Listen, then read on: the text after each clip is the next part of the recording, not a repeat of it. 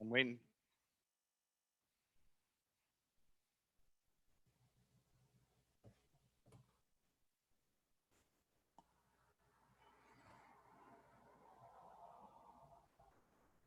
Okay, Frank. Okay, we're good to go. Yep. Read your All right. spiel. On June 16th. No, I'm still oh, seeing people in the waiting room. Okay, now I think it's hard to say. I've still got the square in front of me that this meeting's being recorded. I guess I can continue. You just push OK on that. We're going to admit everybody. And then your Jen Smith, your waiting room is disabled, so you are good to go. Did you catch that, Jen? Okay, so we're all good, right? You're good to go, Mr. Snow. Yes. Thank you very much, sir. On June 16th, 2021, Governor Baker signed into law an act extending the certain COVID-19 measures adopted during the state of emergency. This act includes an extension until April 1st, 2022 of the remote meeting provisions of his March 12th, 2020 executive order suspending certain provisions of the open meeting law. You are hereby advised that this meeting and all communications during this meeting may be recorded by the town of Scituate in accordance with the open meeting law. So do I have any changes, additions, omissions to the agenda? Anybody would like to? I don't think so. Okay, I might at the end just update you on where a couple of the scouts are with their project. Make Okay, a motion to accept the agenda. that was Richard. Do I have a Yep. second? I'll second that. Doug? Doug. All in favor, Jen Foley, Yes, Brendan, Yes. and Frank, yes. I'm assuming that Andy's not here yet, right? Okay. So we're going to start out with 33 Oceanside. And that's a request for a continuance to November 15th. Okay, can I get a motion on that? I make a motion, we continue 33 Oceanside to November 15th. And a second? I'll second it. Richard. Richard. All in favor, Doug, Yes. Brendan, Yes. Frank, yes. Okay. Thank you. So now we have 21 Central Ave, South River Marina. Amy, do you want to start with that? Well, sure. So this is a continued public hearing from 7/19. And I mean, I see that the applicant and representation are on the call, so I'll just unmute them and can have some discussion. Sounds good. I saw David Ray, Adam Brodsky, Ken Duval. Is anybody else for that? And Tom Liddy. Thank you, Mr. Snow. This is Adam Brodsky. Can you hear me? I've got you. Thanks, Adam. Thank you, everyone. I represent South River Marina Realty LLC, and as you noted, I'm here with Ken Duval, the manager of the LLC, Tom Liddy, our professional wetland scientist, and David Ray, our professional land surveyor. And after our last meeting, I had two takeaways. You'll remember that this is a bulkhead replacement project. There was concern raised by the agent regarding stormwater management at the property. And as I had mentioned to the commission, we had previously consulted with the agent and in April, and it was determined that we did not need a stormwater report, but more importantly, that we're not proposing any upland changes. Regardless, I did write to the commission on August 20 to advise you that the facility, because it's a marina and boatyard, is subject to the EPA multi-sector general permit for industrial activities, and therefore is required to actually have a stormwater pollution prevention plan.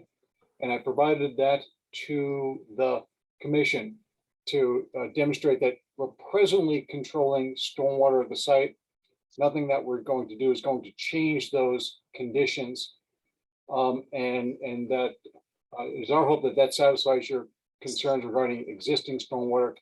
If and when there is a project in the uplands, that project will have to be reviewed for compliance with the Massachusetts stormwater standards. Second, I was asked to reach out to the Board of Selectmen, the engineering department, actually DPW, as well as the planning board regarding the public boat ramp. I've found no evidence, at least in the real estate documents, the chain of title, regarding any past obligation that that boat ramp be public. However, as I told the commission, we have every intention of keeping it public. In any event, after speaking with town council, the sole takeaway I got from the town, not the Conservation Commission, but the other town departments, was that all they wanted to do was to make sure that we maintain this as a public boat ramp. We're happy to do so. And despite that, there's no permit or license that I'm aware of that presently addresses that issue. We have no problem whatsoever with the commission conditioning this project on maintaining the boat ramp as a public boat ramp available to the general public. And so we have no concerns regarding that, and would suggest that if you want to do that, you could close the public hearing and include in the order of conditions as a special condition that the boat ramp be maintained a public boat ramp in perpetuity. So we're here to answer any questions. Hopefully we addressed the concerns of the commission last time. We're hopeful that we can actually close the public hearing so that the commission can issue orders. Thank you. Amy, do you want to start? Okay, sure. So I think that's great, Adam. Thank you for that update. I mean, I don't think that we're at a point where we should be closing this. One of the other things that we had thrown out there was a peer review to take a look at this NOI for the complicated nature of the project. And so anyways, I think maybe we should talk about a scope of work for the peer review, Frank. Okay. I was just trying to pull this up on my own screen.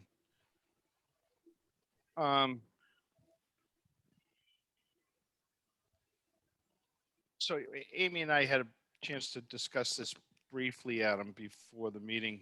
Couple of things on the public access piece. And I'll jump into this and then jump to our members.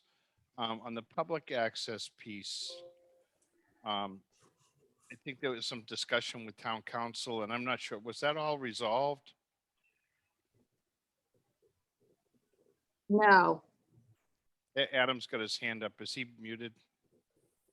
Yeah, he is muted, but so I did speak to town council about that, and I would say I mean, the part about the keeping it public, I'd say is mutually agreed upon, that they're not suggesting that they would take away public access. And I don't think we're, we just wanted to make sure that that was going to stay as it is. But so part of their proposal though is taking the public ramp and moving it more into, or in a different angle into Webster Street. So with the ramp moving into that public or private way, it would be having all the permissions that are needed by all the other interested parties in that way. And I don't believe that they've given us the information that we would require to have that happen. And that comes based on a conversation that I had with town council. Okay. I don't see any reason why Adam and David Ray and Tom, they can all be unmuted. We're going to talk one at a time, but I don't think. Yeah, let me try to unmute Adam. I think the rest are still unmuted. I don't know whether, I mean, I guess if David or somebody else wants to put their hand up, but No, thank you. Can you hear me now? Tom, Liddy, and Adam are both up, and on you, David, too. Thank you. That was my fault. I've gotten in the habit of muting myself after speaking, but you locked me out, and so I'm not going to do that. I'll be quiet. And so the boat ramp is going to be relocated within the private way. It is predominantly located within our half of the private way. So we, or I should say South River Marina Realty LLC, owns to the center line. And then the other half of the way is owned by the condominium association. The condominium association has consented to this application and agrees to allow a small portion of the boat ramp to extend over the center line. In my conversations with town council, she suggested that, in addition to a special condition in our permit, that perhaps we grant an easement in favor of the town. I had a conversation with the president of the condominium association, and he was, let's just say, lukewarm to that idea. It's very difficult to get the condominium association to act as one body. So I can't promise at this point that that I'm ever going to get an easement agreed to by the condominium association. But as I said, the majority of this, the vast majority of this is on our property, and we're certainly willing to grant, as a special condition. The other way of doing this, excuse me, the other way of doing this is to condition this on the public boat ramp being maintained as a public accommodation, and secured in a manner that's mutually agreeable to both the Conservation Commission and the parties. I'd hate for this hearing to get tied up in kind of real estate law. If I'm able to get the condominium association comfortable with an easement, we certainly don't have a problem with that.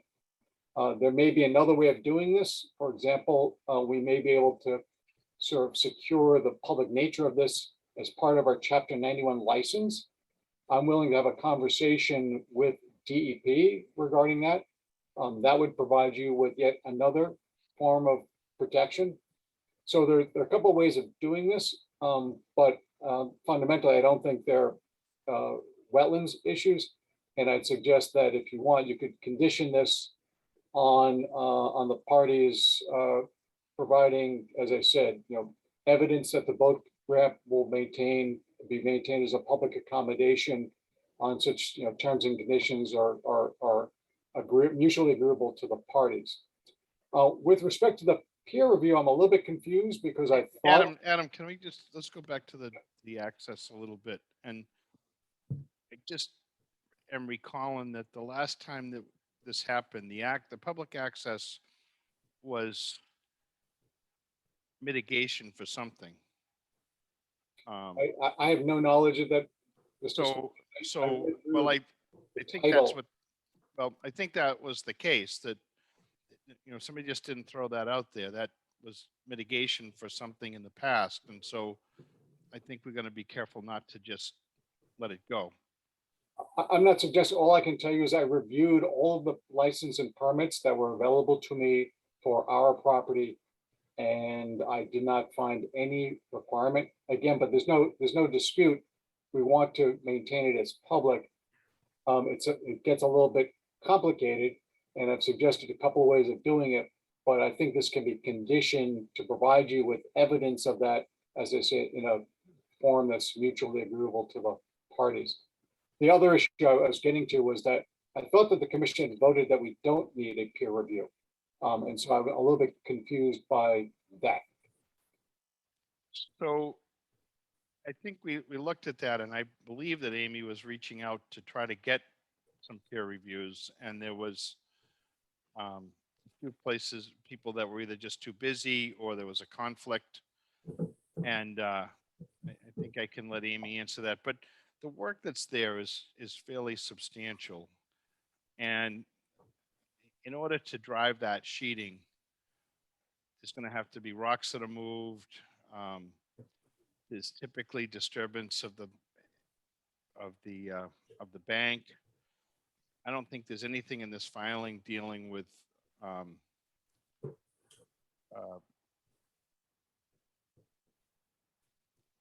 anything that could happen along those lines. And I think those are the important things that we were hoping to get some information on. And I think that Amy's has come up with something, but there's siltation. I mean, there's just not a lot on this plan. There's a line that shows some sheeting that's being driven. And I mean, I think we know with this type of work that it doesn't go that smoothly. I'll defer to David Ray on that. I believe we're driving sheet piles from the landward side. And so the machinery and everything is mobilized from the land and Right. then filling and tying it in behind. But David, can you explain how this is done, please?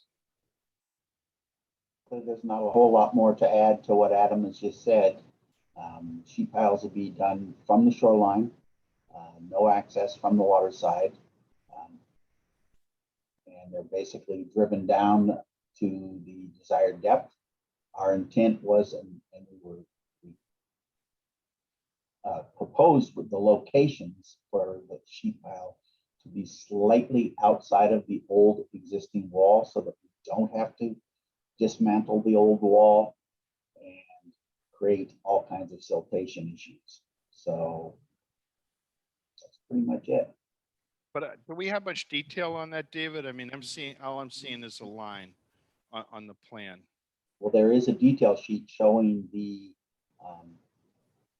if you go to sheet 4, I believe it shows the sheet piles.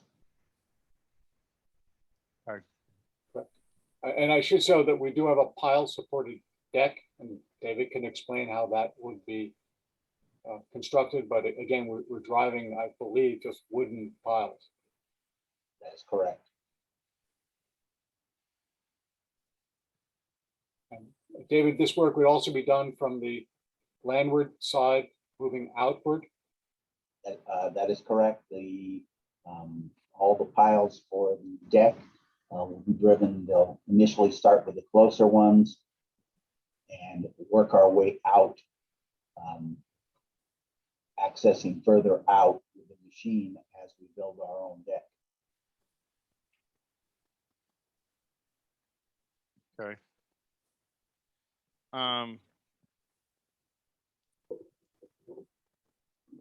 Amy, you want to add anything, or just can I jump to some members here? Well, yeah, so I'll add that I did shop around the peer review to a number of engineering firms who specialize in marinas. And particularly, I've got a company out of Bourne, Woods Hole Group, who represents conservation commissions and some marina reviews, who's recommending, just a basic review of the NOI and the plans and any other documentation that they've submitted. Visit the site and give us a report on what they think. I mean, it could be that a good amount of the remainder of the review is going to touch, well, I mean, it will be reviewed by other state agencies. But I mean, a few things did jump out during the review. And part of that is that, the project proposes to eliminate that boat put in area, which, is, I think that would be considered filling land under water. And then, of course, there's the ramp and moving the ramp into the private way, which is separate from the peer review, but I still don't think that I would want you to close without having documentation in writing concerning that piece of the project. And then Frank, I think you can go through the members. Okay. Richard? Well, aside from everything else that's been mentioned, I know the lot fairly well, but I'm, again, have to confess not being an engineer. And it just seems to me that with some of the sheeting and stuff would be driven in, you're back into some of the rocks, the retaining wall, as it gets closer to Marshfield Avenue. And I'm just not sure how that would work. And again, I'm not the engineer here at all, but I know that the lot as it exists zigs inward, and it looks to me like the new ramp is going to extend further toward Marshfield Avenue, and that, I think, if I'm reading it right, goes into Boulders, and I would think that complicates things a little bit.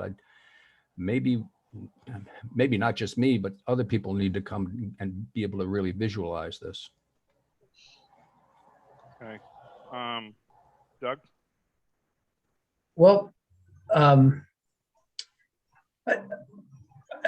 do have to say, I don't know if we took a formal vote or not, but we did talk about the peer review, and the consensus was not to have one. So I kind of agree with Adam on that. I thought we had settled that, mostly because Army Corps is going to have their shot at this, and That's true. a peer review process is likely, although any peer review would certainly flush out comments from the engineer, but they're likely to defer a lot of the technical parts of it to the Army Corps. So I thought I do remember having the conversation. I don't know how, we'd have to look back at the notes. I don't know that we necessarily took a vote. But I do remember just kind of going through us all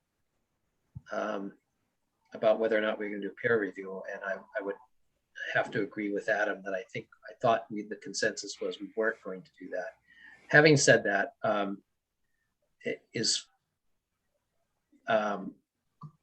I was going to ask a question about that ramp, and that would be, how long has that concrete ramp been there? Has it been for quite a considerable amount of time? I don't know if Adam knows the answer. I don't know the answer. I don't know if Ken or David knows the answer to the question. And I am looking at my notes. You're correct. I have a list of people, and they're not votes. They're statements. No peer review. No peer review. No peer review from July 19th. So again, I don't know whether you consider that to be a vote, but we went through this conversation. But Ken, do you know how long it's been there?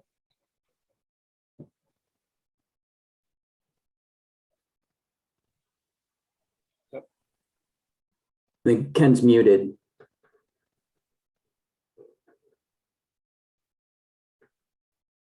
Well, what I'm looking at is that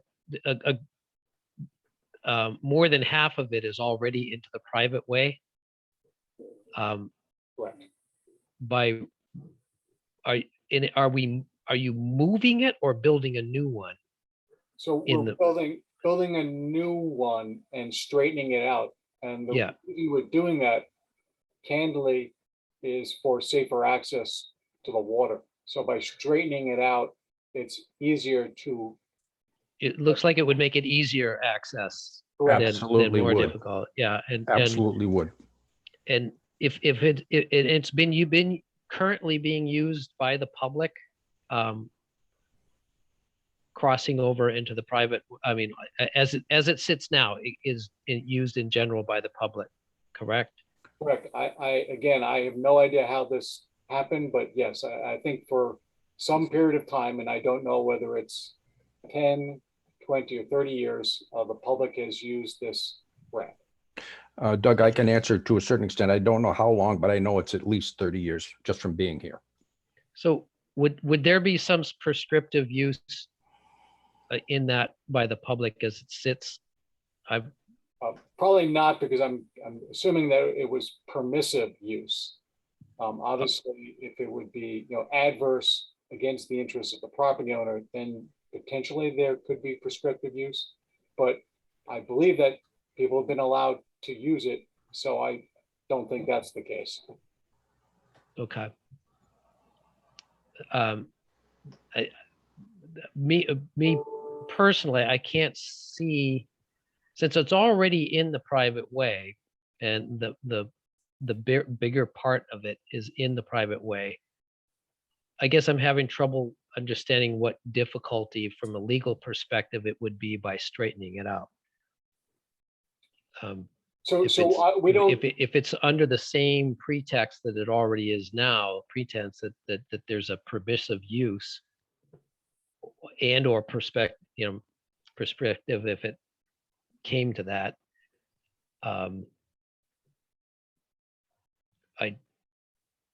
so it- I we- don't think, I'm sorry, Mr. Aber, I don't think there's any legal prohibition to maintain the use. The question is, how do we document it to the satisfaction of the town? Oh, I gotcha. And so you're saying that you're approaching the idea of a formal easement to the town over Webster Street, all the way from Webster Street down Central Ave. So that's where things get complicated. There's a range of things that can be done here. What we can control, and I think the Conservation Commission can control, is a special condition as part of the order of conditions. Town council suggested that perhaps they wanted to bootstrap this and suggested the grant of an easement. We, South River, don't necessarily have a problem with that. The problem is we would need to get the condominium association to agree to that. And as I said, I had a conversation with the president of the condominium association, and he was not thrilled with the idea. He didn't really articulate his reasons why. I suspect it's corralling a condominium association to grant an easement as an obstacle. The third way of Is it possible to just move it over another 1.5 feet so you're all on your? we explored that we would have to make the boat ramp narrower, and that makes it less useful for boaters. Right. It's only, I want to say 13 feet wide now. By reducing it, you then would further limit the boats. So we explored that. I suggested that to the client. The client doesn't want to do that because he thought that it would be safer a little bit wider. The third way of doing it is folding this into a condition of our Chapter 91 license, which I think is as good as an easement. But we need to go through the Concom process before we can even talk to DEP about the Chapter 91 license. We have consulted with DEP regarding the application. We did a pre-application process.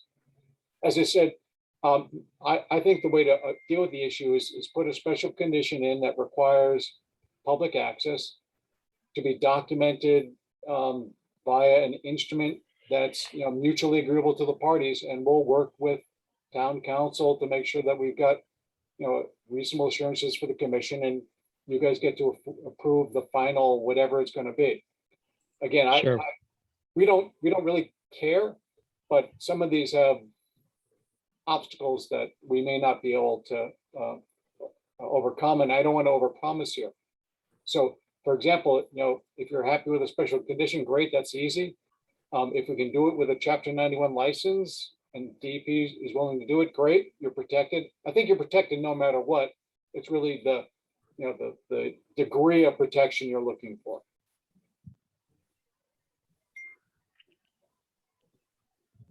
Okay, thanks, Adam. Are you good for a moment? I'm good. I'm good. Okay. Jen? Yeah, this is complex, and I remember going back and forth on the peer review the last time, and I'm still waffly on it. That's a technical term for how I'm feeling. But it just feels like there's so much complexity to this that kind of like hits a bunch of different boxes for me that are out of my area of expertise. And I feel like this has probably already been said, but I'm just curious. So if the ramp is in a public way, I might get a little bit of that word. Adam's shaking his head. I know I got that word wrong, but like, who is responsible for maintaining a public ramp and like continuing to make sure that the orders are followed? So Ms. Foley, this is a private way and not a public way. It's fundamentally a private road that's owned by Okay, the adjacent property owners. And the responsibility for maintenance of the boat ramp could be conditioned as part of our orders of conditions. We have every expectation to maintain it, and you can make that clear in your orders. so even if, I know you say that you're going to continue it being a public boat ramp, but the orders, the requirement to follow the orders persists regardless of whether it's a public boat ramp or not, even though it's in a private way. So you would make those special conditions perpetual, the continuing special conditions that we would have to comply with. And if we failed to comply with those special conditions, you know, for example, we barred the public from the boat ramp, the Conservation Commission could seek enforcement of those requirements. As I Got said, it. if there's more that we can do to make that public boat ramp public, we're happy to do so, but that's really controlled by others. And we're happy to do that process. Regarding the project, and I guess we don't perceive the actual project to be complicated. The public boat ramp is a little bit of an oddity, and I understand it's, you know, we're Yeah. trying to work with you on that. But the actual physical project is literally driving steel bulkheads adjacent to the existing structures and doing a pile supported deck. Right. I think I'm okay for now, Frank, but I still am not 100% on the peer review side of it. Brendan? Yeah, I don't think I'm going to have a lot more to add to what has already been said. So I'm okay for now.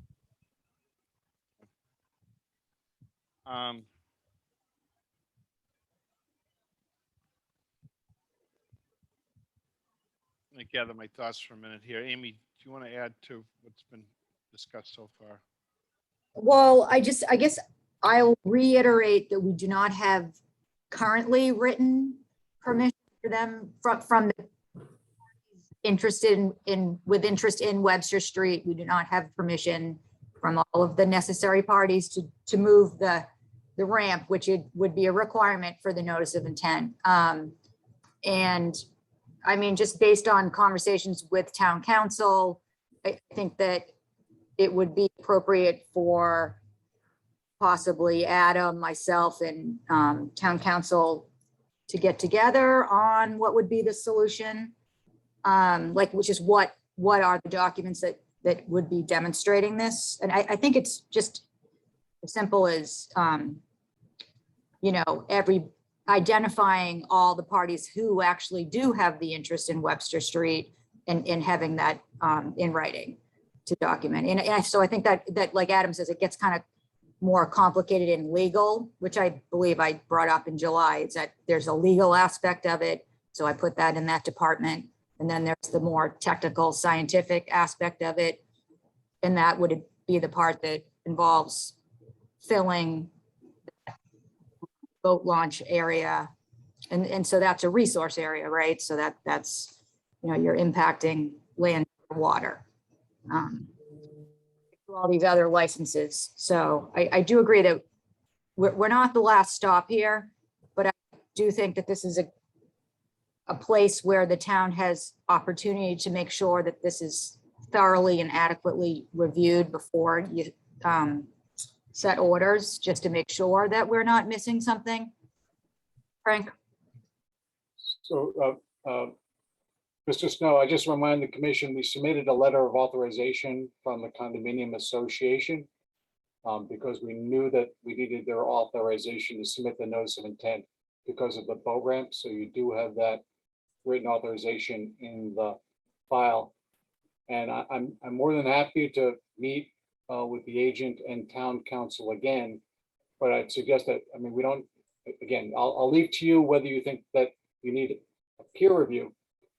But that legal issue can be resolved outside of the notice of intent process by just conditioning this, you know, as I said, with, you know, an instrument that's mutually agreeable to the parties. It may take months for us to figure out whether DEP will allow us to include that as a condition of a Chapter 91 license. I don't see why they would not, but I'm not going to be able to get that answer until we submit a Chapter 91 license application. And I can't do that until I have my order of conditions and also go through the MEPA process, because DEP will not accept a 91 application without a certificate from the secretary. I've got to, and David will correct me, but Tom will correct me. I think we're going to have a MEPA filing on this. So, I mean, it could be months before I know what DEP will allow within that license. So as I said, I think this can be conditioned to address that legal issue. If again, the town wants something more than a special condition in our order of conditions, you know, mandating public access. Okay. One point, Frank, and that is the condo association may not be the only party that has interest in Webster Street.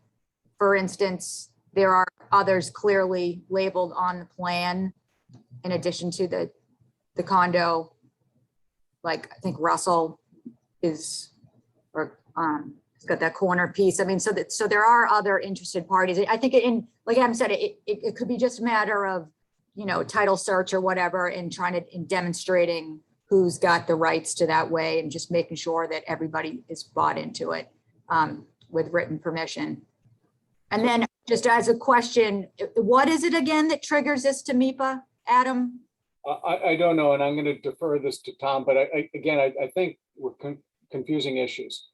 So people may have interest in access over Webster Street. We're not doing anything that interferes with any ability to access their property over Webster Street. The physical work is being done on predominantly our property. So we own to the center line of Webster Street along our property boundary with Webster Street. And the condominium association owns the other half. The property owners at the end of the street have no property interest in this land. They may have a right of access over the way. We're not doing anything to interfere with that. And I have no idea whether they have any rights of access, but we're not doing anything to interfere with their rights of access. So the only legal permission we need is of the fee owners on which the project is being proposed. So then that would be other owners on Webster Street. We do not require the other owners on Webster Street to construct this project. That's correct. Adam, Actually, Amy, it might not hurt to check the orders for the condominiums, because it seems to me like when that was conditioned, part of the conditions for their project was this boat ramp or access there, but it's been so long. So it Mr. seems Snow, like- that could be a possibility. I'm not familiar with their permitting. I'm not sure how they could agree to a condition maintain the boat ramp as public when the entrance is presently on our property. But that's, again, I don't think there's any issue here about maintaining it as a public boat ramp. and I don't think we're not going back and forth about that issue, Adam. We're talking about that, just the permission from the other parties that have interest in Webster Street, that you're moving it in there, not the access. We're not talking about the access. But maybe Doug's has enlightened us before when it comes to I don't know. private ways, and it's fee ownership or whatever, the middle of the road kind of thing. So Doug, you've heard this get batted back and forth. So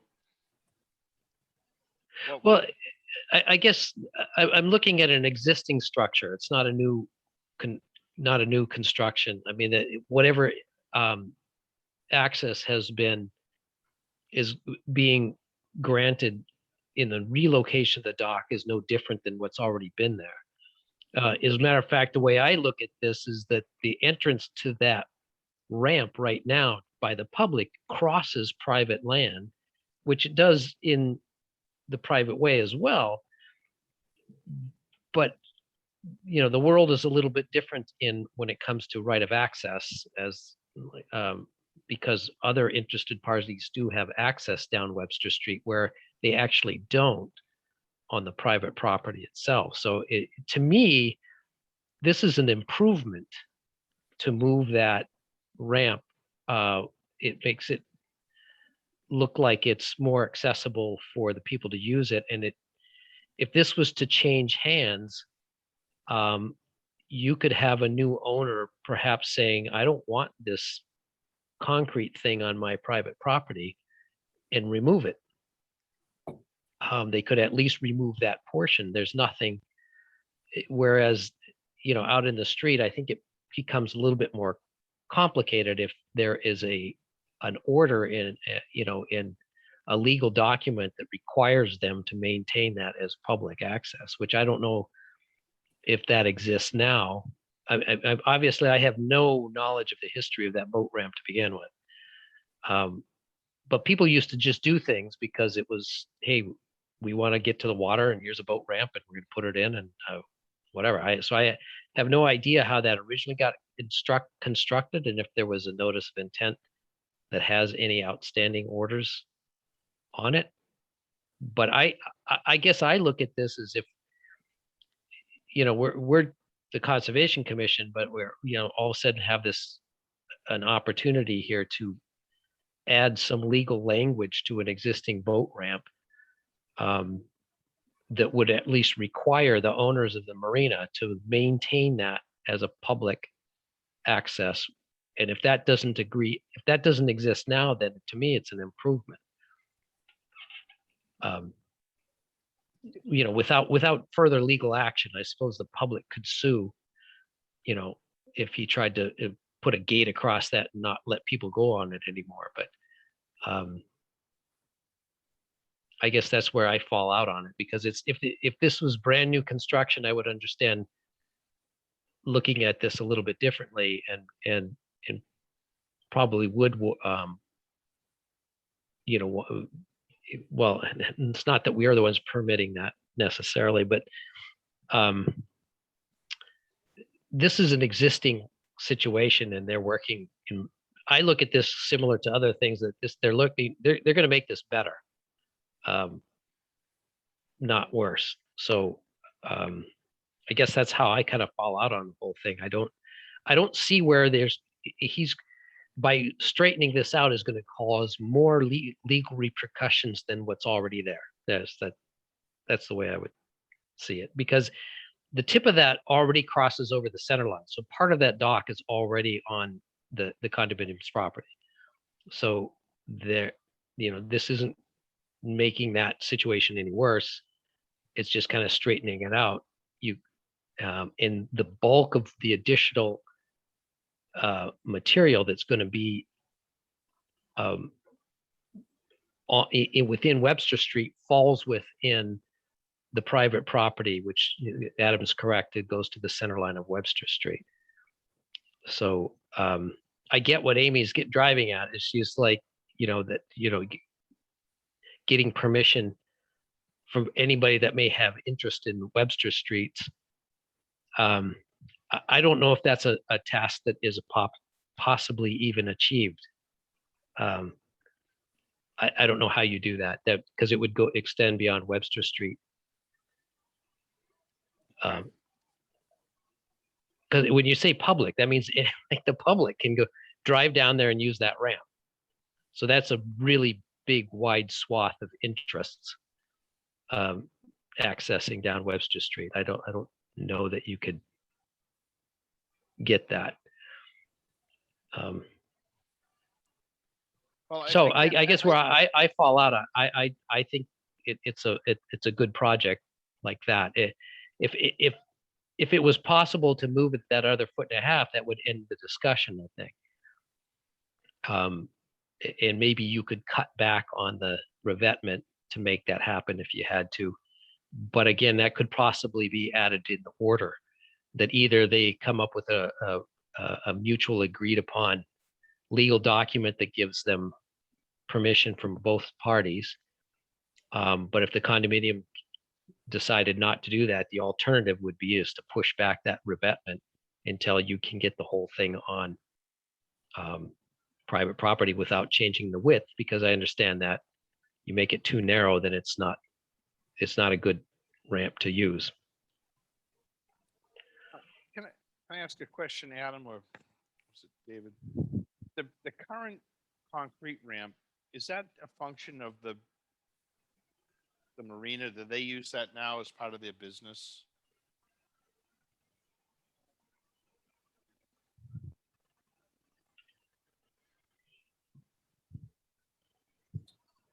Mr. Snow, I don't know the answer to that question. I I mean, don't it know. looks like it enters into their property, and so I'm just wondering if that ramp was used by the marina to launch boats. Is it a function of their operation? Curious. I'm waiting for Mr. Duval to respond. For some reason, he can't. We He's keep still muted. we're requesting him to unmute. Maybe Okay. Yes, Adam, and the board, we use that on a weekly basis. We sublet the property and they use it on a weekly basis. And so does Russell Clark, the mooring service. Got it. Okay. So it's being used, and it's being used by the boatyard and some others. And Correct. again, thanks, Ken. And so it's a matter of rebuilding the ramp, but when we call it public, I guess I see the kind of the quandary is it's a public ramp at the end of a private road. And I somehow in the back of my mind thinking that there was something to do with this that goes back when Mr. Salamando developed the condominiums, but I honestly can't remember. Frank, if I remember correctly, we required him to post out on the corner of Central Ave and Webster Street that the ramp was available to be used as a public ramp. That was something we required of him when he got his condos built. Okay.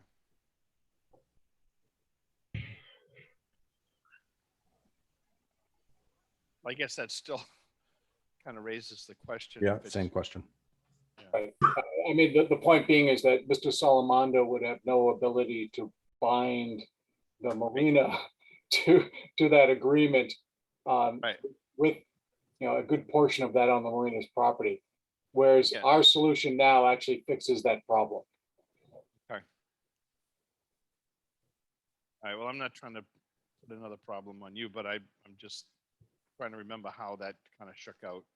All right. And I'm just wondering what a discussion between Amy, Adam, Town Council will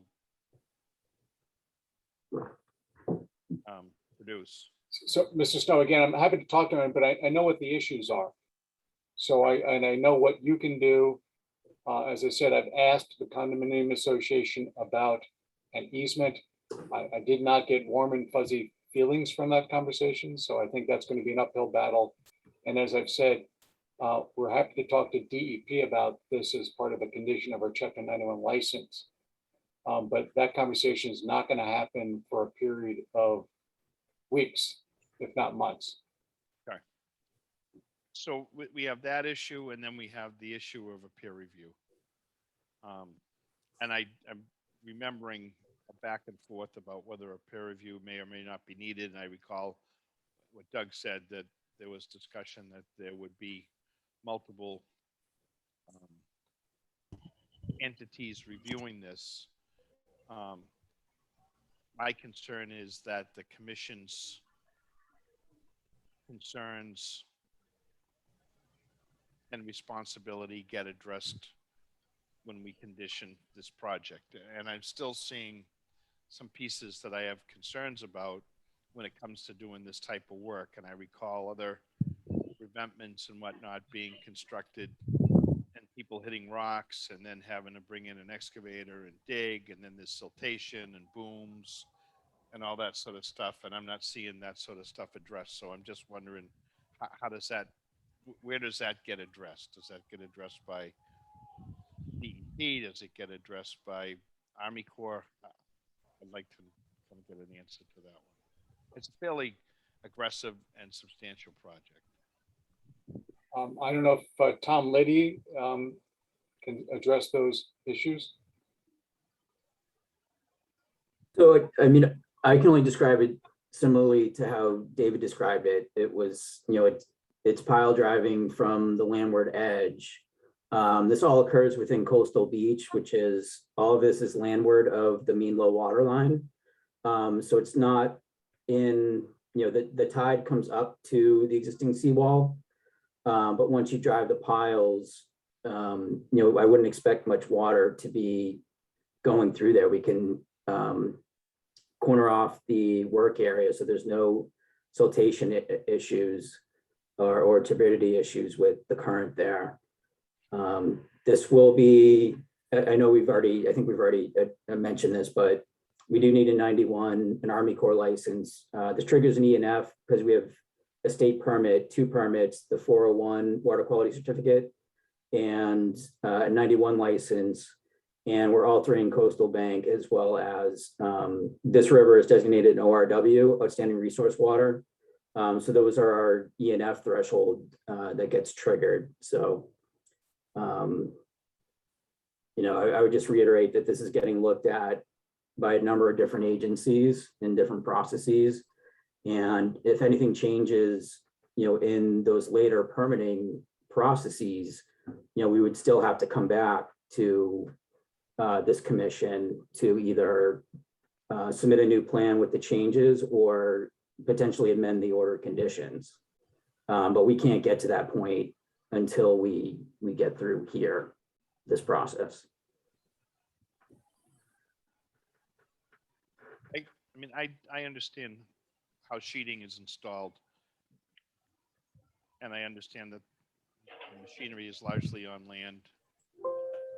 But again, there's the process of encountering rocks and all that sort of thing that create difficulties when you're doing that, and you're in a situation that's already been altered. So, Mr. Snow, in answer to your question, we're not proposing any erosion controls. We don't think that they're called for. If you'd like to condition the project with erosion controls, we'll figure out how to do it. Typically don't see them in this kind of coastal environment for this type of project. So I don't know how you mechanically do it. Fixed erosion controls will be washed away. And I don't know about a boom, which will be sitting on dry land for the majority of the time. But if you want to condition this with erosion controls, we'll try and figure something out. I think My problem, I do have a timing problem here, which is that when we last left things at the end of July, we were now talking about a peer review. We've now gone over a month. And now there's concerns regarding a peer review. So we functionally have lost a month. Our desire was to close the public hearing tonight with appropriate conditions. The longer it takes for us to get through the conservation process, the longer it's going to take us to get through MEPA, the longer it's going to take to get to the Chapter 91 and the Army Corps. And we're trying to get this done as quickly as possible because we have a degrading bulkhead presently. So, that's our concerns regarding timing. We know that you want to do this properly, but we're just trying to begin a long regulatory process.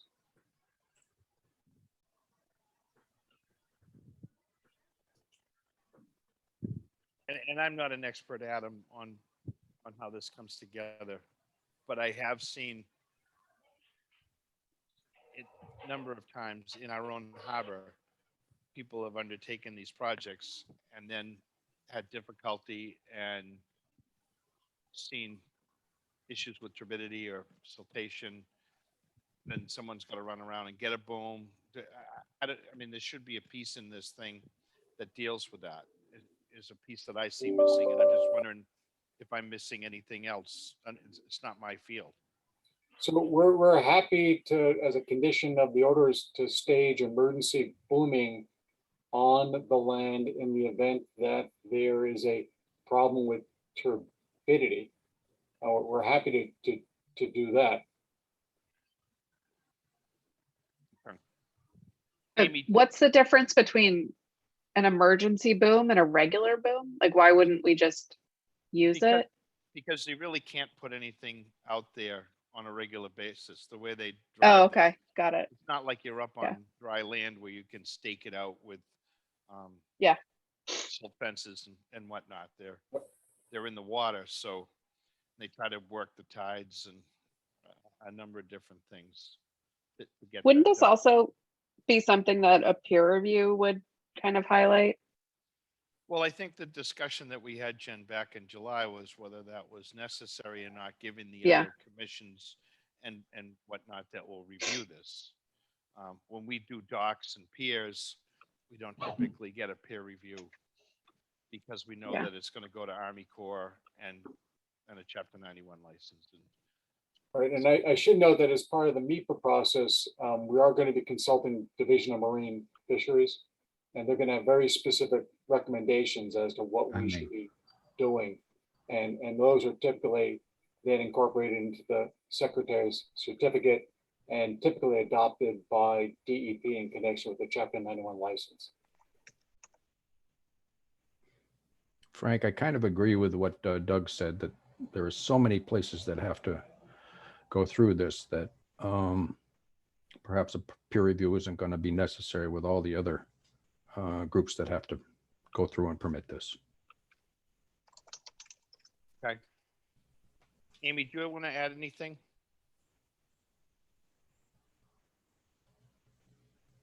Not really. I mean, I think we've had pretty good discussion on this.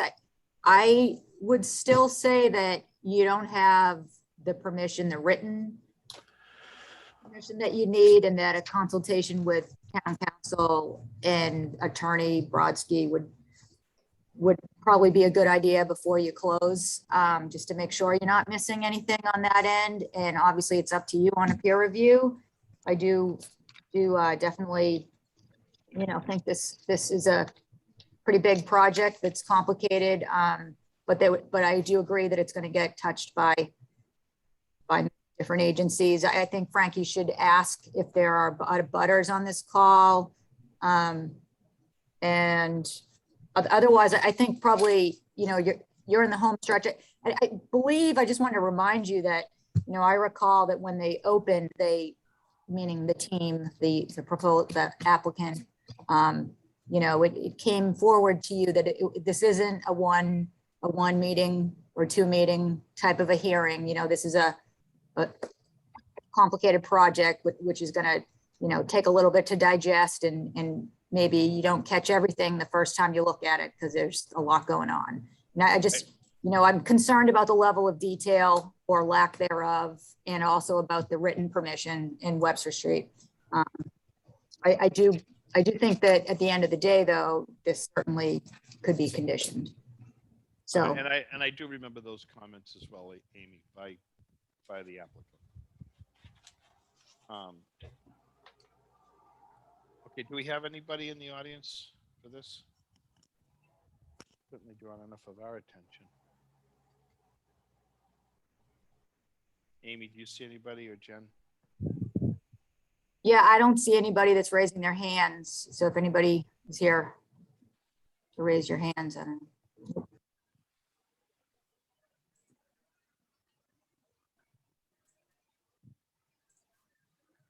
Okay. So I guess it's up to members whether you feel like you want to close this or you want to continue it. Take a motion for either. I would make a motion to close the hearing for 21 Central Ave revetment project. With any Is- provisions, Doug? Yeah. Well, see, you can see how inexperienced I am at making a motion. Okay. With the conditions specifically that the boat ramp be allowed to remain free for public access and an acceptable instrument upon agreed upon by town council and the two fee owners of the property of Webster Street itself come to an agreement or some modification to ensure that to the plan that public access will be maintained in perpetuity. How's that? I guess what's important when we do close, if we make a motion to close, when we write the orders, that a number of issues be brought up so that if they are in the orders, the applicant can say that they were not discussed and they were arbitrarily put into the orders. I think it's important for folks to put in part of this discussion is anything that they have a concern. Obviously, you've addressed the boat ramp. We've talked about the possible issues of siltation or whatever.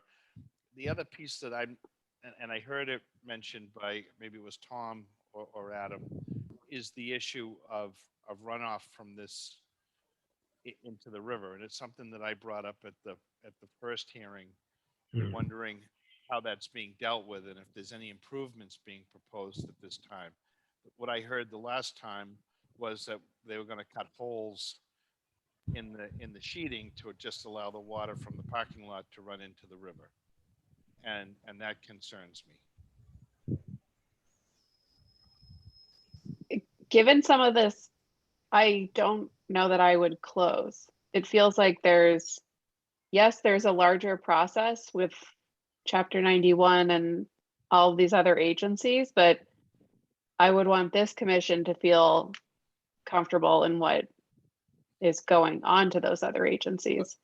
Can we just, thanks, Jen. Can you just go back to the issue of drainage into the river, either David or Tom This or is, Adam? sure, I don't know if you took an opportunity to review the SWIP, but it talks about the existing stormwater management measures, the testing that's necessary for compliance with the deputy's general permit. And based upon that testing, well, it also talks about housekeeping measures. So none of that is going to change as a result of this project. And so the management of existing stormwater is presently being addressed and will continue to be addressed. And I'll leave it up to David and Tom to explain how the construction of the bulkhead affects that. I don't believe that is really going to change.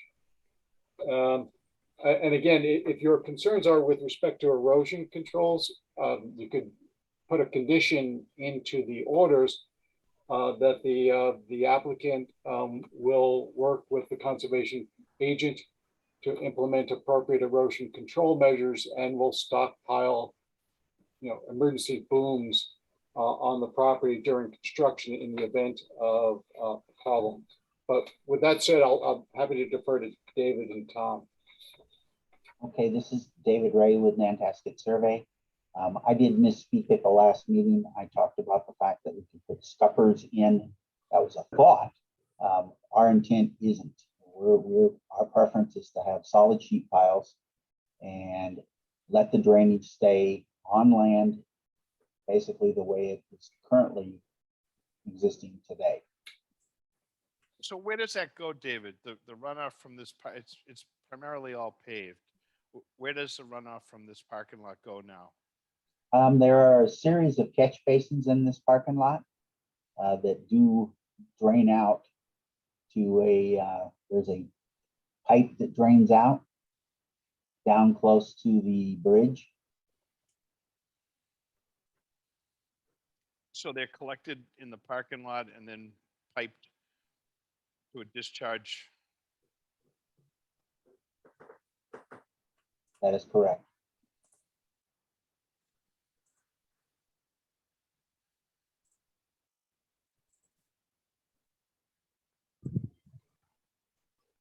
And there's no treatment or anything. Those just go into the basin and then into the river, right?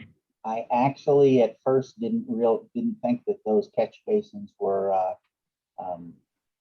designed to treat, but according to Ken, he's had them cleaned since then. And I do believe that they have oil water separators and large debris basins in each of them. And Mr. Snow, under the SWIP, we're actually required to test those discharge to meet various standards, including we've got fecal coliform as well as TCLP, a paint filter test. We have so unlike a residential site where there's no obligation to test those discharges, we're actually required to test. And if we exceed our effluent and water quality limitations, we're required under federal law to implement improvements. So actually for this facility, you have greater protections than exist generally in Scituate, and particularly for residential properties where there's no requirement to comply with the general permit. So, and that's all detailed in the SWIP. So, we actually have heightened scrutiny of the effluent that's presently coming off the property, and will continue to do that. Well, I'm sure that you have a lot more. Just to requirements clarify, than a- Go oh, ahead. sorry, Frank. Just to clarify, the catch basins have hoods in them, and those have a schedule to be cleaned, I believe, quarterly in accordance with that, the NIPD's multi-sector general permit. So there is ongoing maintenance and treatment of stormwater at the property. Okay. Well, I was just going to say to Adam, I'm sure that they do have higher requirements, and they ought to. They've got a whole area that's paved and cars parked on it. That's a heck of a lot different than private property on a marsh. So I think that when I look at a project, I look at the what's around it and try to make sure that we've done the best thing that we can. In this case, the South River, looking at the road, whether it's a boom or whatever, the disturbance, and then looking at that river to make it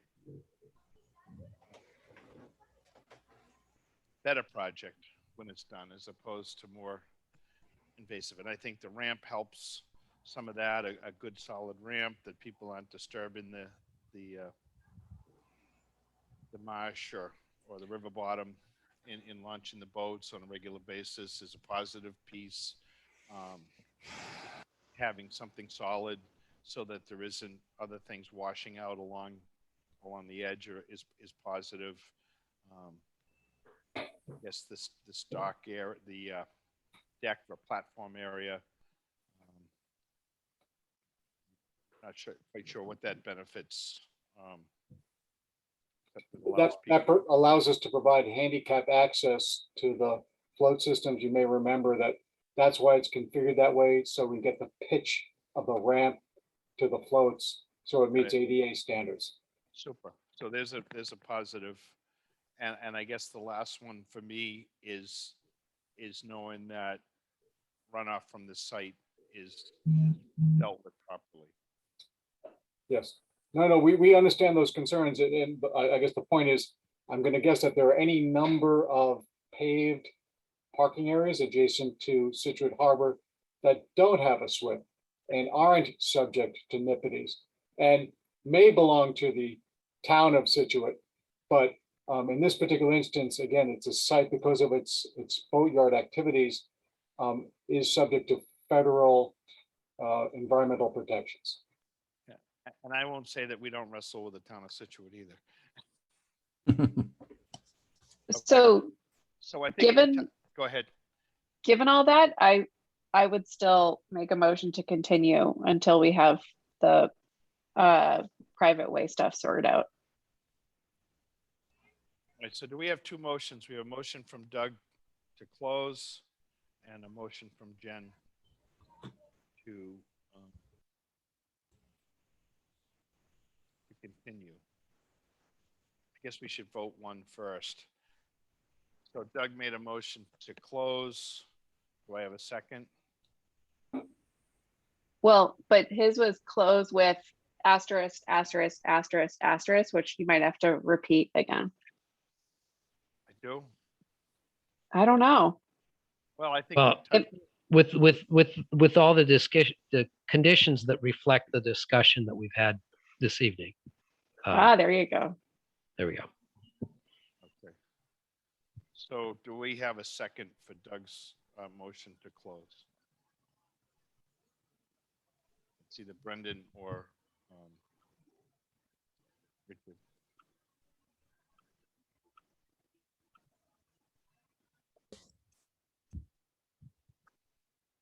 I'll second Doug's motion to close. Okay, so we have a second. So all in favor to close? Richard, No. Doug, well, you've already Yes. made the motion. Jen No. and Brendan, you made the second, right? If I get this right.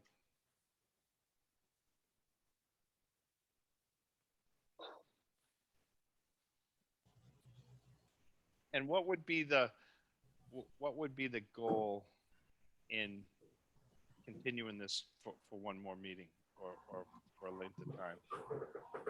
Well, I think it would be to resolve and nail down the questions that were just brought up in a lot of this discussion that we've been having now for quite some time. I think we want to resolve the private way matters with town council, probably collect some additional information on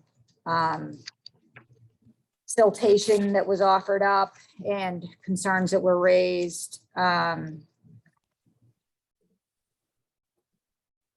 I think just getting the written permission, drainage.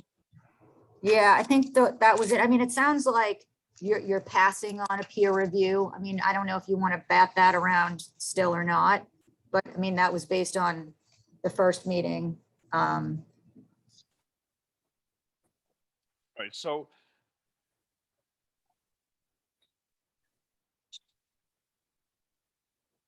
if we were to continue this meeting, I'd like to be real definitive on what is left to do. And one of the concerns I have with the ramp is that, as Adam says, we may not get an approval from everyone. There's an existing ramp that's there. Would be some people's opinion that that ramp can continue to be used because it has been used. And so to say that we can't move forward until we have everyone signing off on it, I think is a little too constrictive, personally. So, Mr. Snow, it's Adam Brodsky. I think it's, it's 2-2 with your, I guess, vote controlling. I don't know what more I can do to resolve the private way issue if you continue it. I guess we can wait to hear back from the condominium association whether they're willing to grant an easement. I'm just not optimistic regarding that. But if you want to continue for 2 weeks and I can provide that additional information. I mean, if you want an erosion control plan or more information that we provided, I can have Mr. Liddy provide you with some sort of emergency, sedimentation control plan. With respect to additional permissions, it's my legal opinion that we require no additional legal authorizations to do this. You already have the consent of the condominium association to submit the notice of intent. And while other members of the public may believe that they have rights over the ways, we don't require their permission to get an order of conditions. I don't even know how to get their permission.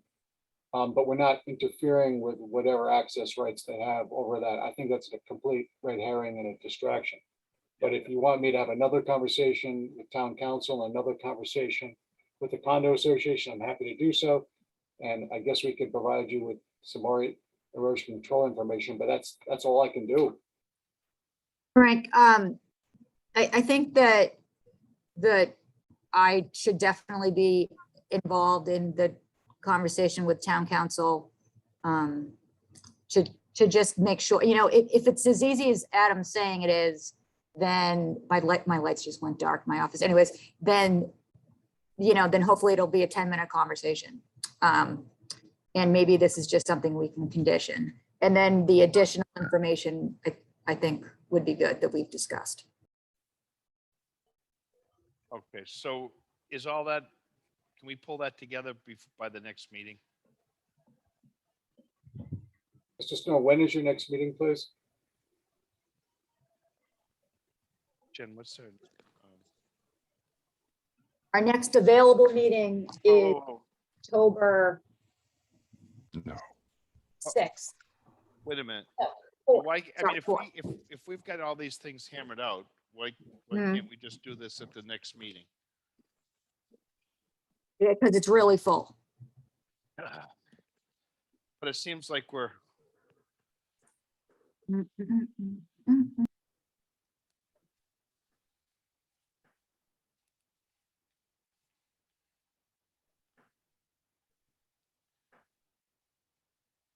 we have one meeting in September on the 20th. We do have one meeting in September. It's on the 20th.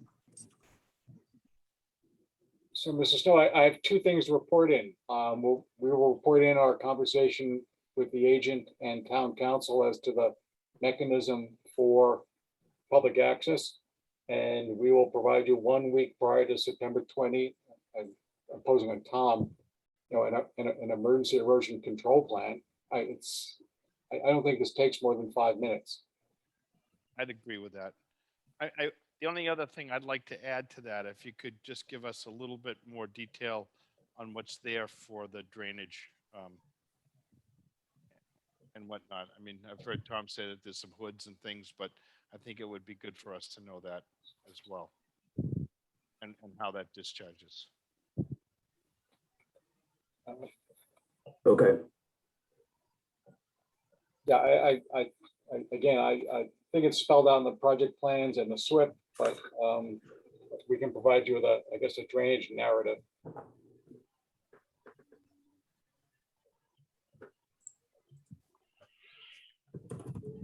So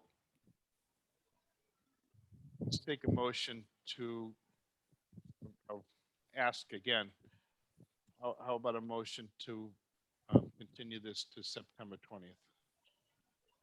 Jen made that. Oh, no, she didn't put the date in, but she made the motion. No. And I would, Right. So can somebody do that?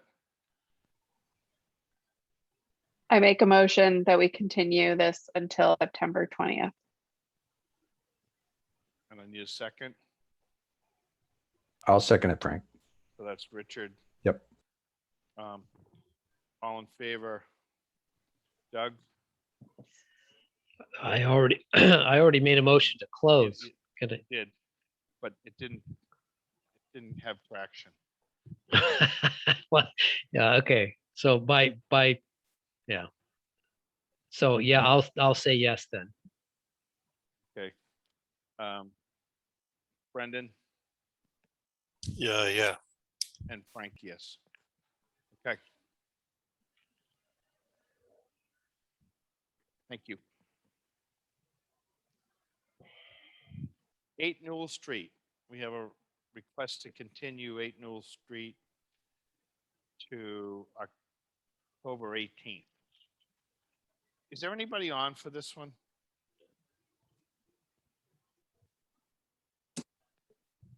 I don't think so. So we've kicked this can down the Immediate road, continuance that they requested. but we keep kicking this can down the road, dodging around whether or not somebody from CZM is going to meet with us, and that doesn't, I think, Amy, when you talk to the applicant, just say, we got to what do they say? Fish or cut bait. Yeah, Frank? Yep. Got it.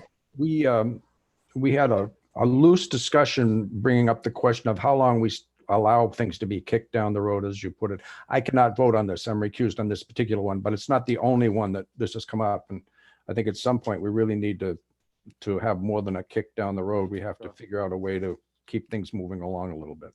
Well, it's hard to plan and allot some time if we just Exactly. keep doing that. The Exactly. only thing with this project is part of it involved getting the access. We were talking about access on the last project. Part of this project was the applicant was going to start to make access down Newell Street. And that was that tied to their dock, or is that tied to this project? No, it was tied to the dock and it already gone through. Okay, so that's squared away. Well, if everything is done as it's supposed to, yes. Okay, all right. Okay, so we had a, do we approve that? We had a motion to continue and second. No, hadn't done that We yet. hadn't done any of that, so I'll take a motion to continue Newell Street. So moved. Second, so that's Doug. Jen or Brendan? I have a question. Is there another option? We could deny the project. We could No, close. there's no other option tonight. Okay, thank you.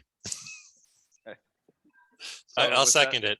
That's a second. So all in favor, Jen Yep. and Frank, yes. Okay, thank you. Okay. That was painful. 4 Bassin Lane.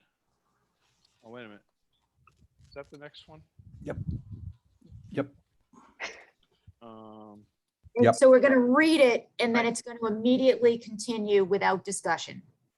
Okay, on August 30th, 2021 at 5:30 PM in the Town Hall, Scituate Conservation Commission will hold a wetlands hearing under Chapter 131, Section 40, the Mass General Laws, and Section 30700, Town of Scituate Code of Bylaws regarding the application of K&E construction for work related to raise and rebuild of a single-family dwelling on a location at 4 Bassin Lane, Scituate. Abutters and other interested parties are invited to attend. Information to access the virtual meeting will be available on the agenda posted on the website. I'll make a motion to continue to October 4th of 21. And a second, I'll second that. that's Doug. All in favor, Jen Yep. and Brendan. Yes. Thank you. 0 Ridge Hill Road.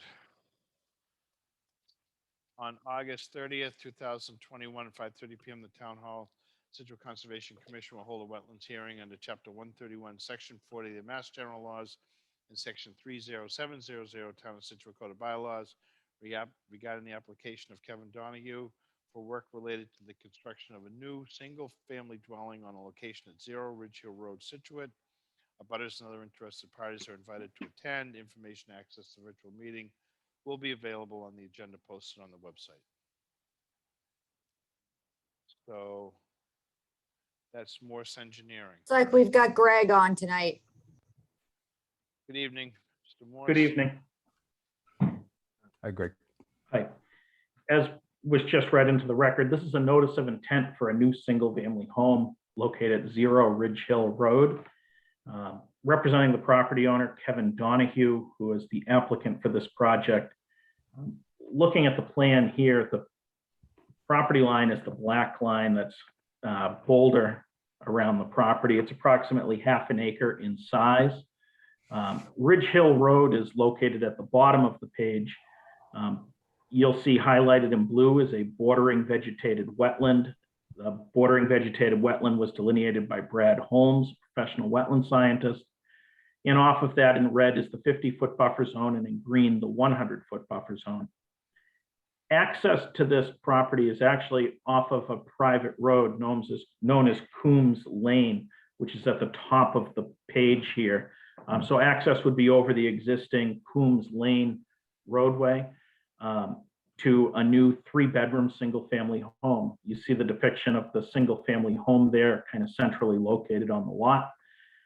To the left side of the home is a Title V septic system with a 3-bedroom capacity.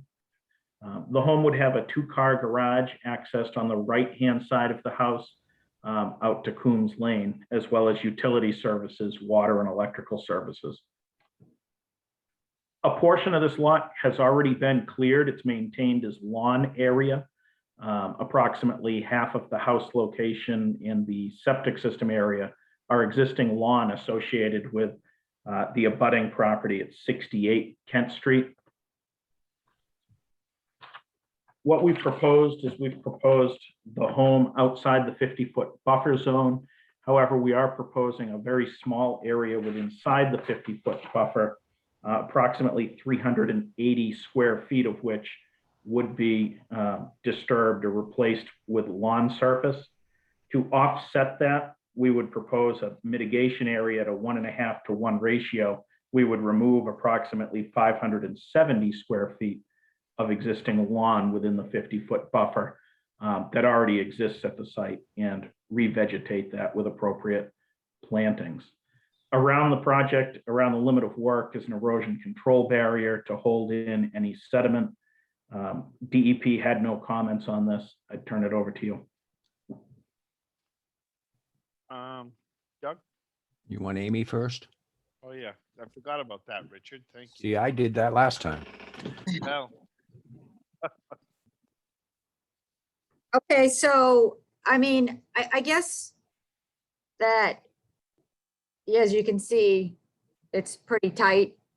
And one of the things that came up right away is whether or not this is a buildable lot or not, based on all the zoning requirements, Frank.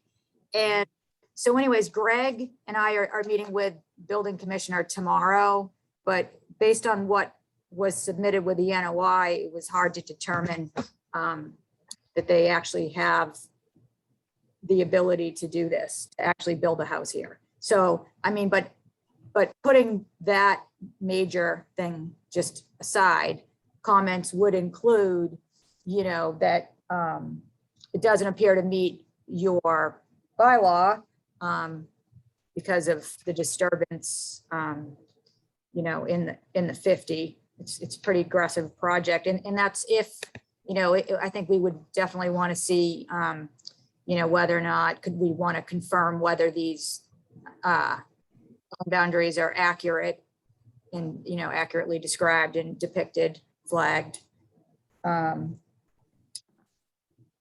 So, I mean, if they want to spend the money, I'll definitely get a peer review, but I think probably the resolving that bigger overriding question would be recommended. But it sounds like that'll happen tomorrow, hopefully. okay. Shouldn't that have really happened before we opened it? We have full confidence that this is a building lot. We will be sitting with the building commissioner tomorrow, who I've already spoken with, and I believe he's going to concur. Okay. Well, I think it does sound like there's a little bit more moving on, but I guess to keep our piece going, why don't we get input from the members, and then if there's anybody in the audience, and then it sounds like we'll be continuing this.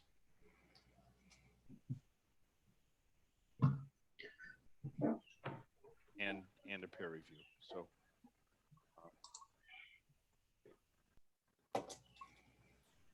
Doug, why don't you let Amy's.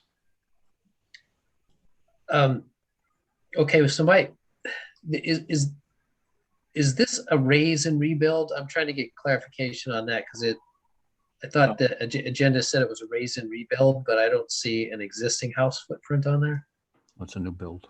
No, this is a new build.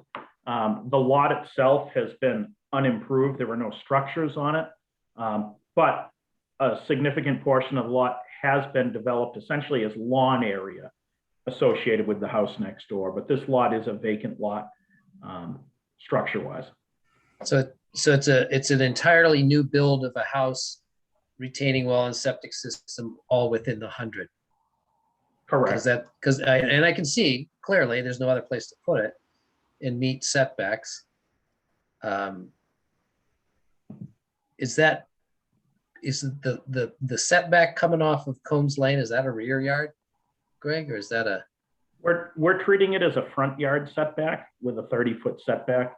I will confirm that with the building inspector, but that's how we interpret it, because it is a way that is used. We have to maintain a front yard setback to it. Okay, because that would allow things to move up a little bit if it, well, front yard's what, 30 feet? Correct. And we're at So we're at what's it, 30.8. well, so isn't a rear yard though, right? In this district, you're right. I believe it's either a 30 or a 20 on the rear, but you've got to be 30 feet off of that front lot line, which is the center line of Coombs Way. Is how we interpret it. So we'll run that through the building inspector again tomorrow. All right, it doesn't help much, but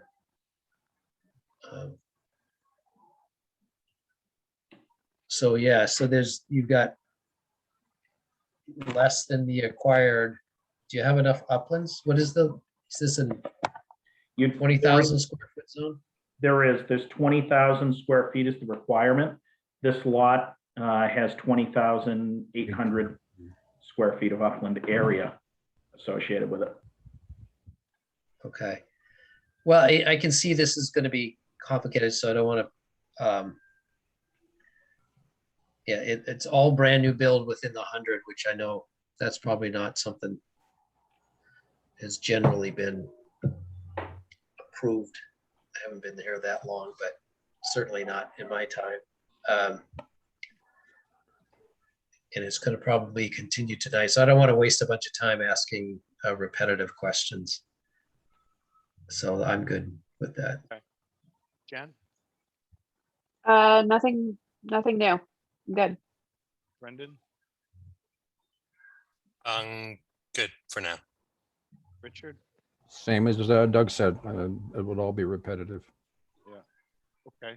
Do we have anybody in the audience for this one? So that would be by using the raise hand feature. Yes, we do. Emma's iPhone. Hold on.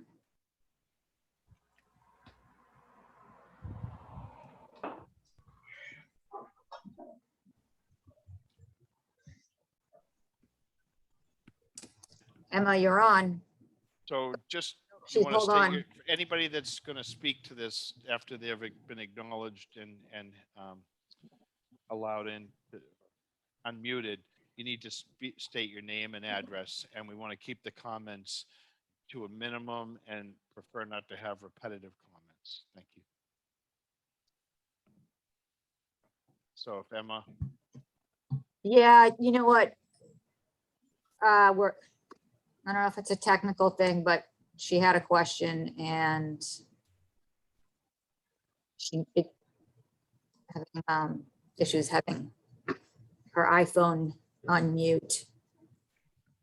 But as you said, this will probably continue. So if we don't get to her tonight, it could be the next meeting if there's another meeting.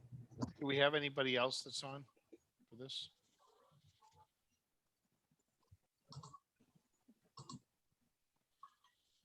Oh, nobody else is raising their hand.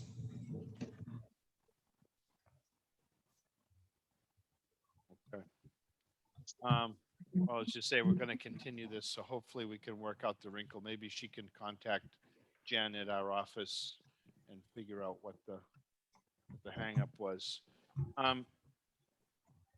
The discussion that we had was whether we'd have a peer review get started, and I would think that we want to do that. Obviously, maybe you'll wait till tomorrow after your meeting with Greg and Bob. And then if that's the case, we should get someone started on that. What's going to be Yeah, that's good. included in the peer review, Amy? Is it just the wetlands, or So, going to be so it's asking. just what we would, in our typical peer review includes accuracy of the resource areas. Report to the commission, attendance at meeting if necessary or requested. But it's strictly the wetlands. It's the resource areas. Yes, Doug. This doesn't trigger any stormwater. You know, it could at the end of the day. I'm not sure. As I said, I think that there's still some pretty basic questions that need to be answered before. Well, maybe when you're discussing that with Bob or Greg, you could determine whether stormwater's required. Yeah.